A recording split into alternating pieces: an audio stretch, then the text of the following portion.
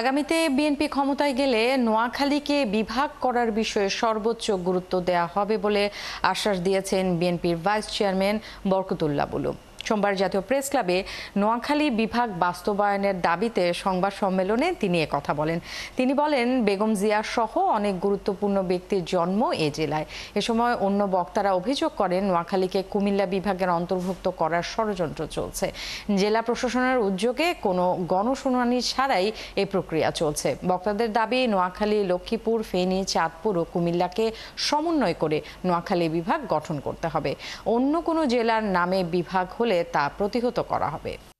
আমি আপনাদের কথা দিচ্ছি, বিএনপি যদি আগামীতে ক্ষমতা আসে, আমার জোর প্রচেষ্টা থাকবে বিএনপির উপর, যেহেতু এই বৃহত্তর নোয়াখালীর করার জন্য। আমি আরেকটু সাহস পাচ্ছি, এই বৃহত্তর নোয়াখালীর কৃষি সন্তান বর্তমানে বাংলাদেশের সবচেয়ে জনপ্রিয়, যার উপর মানুষ ভরসা রাখেন, উনি হচ্ছেন বেগম খালেদা জিয়া।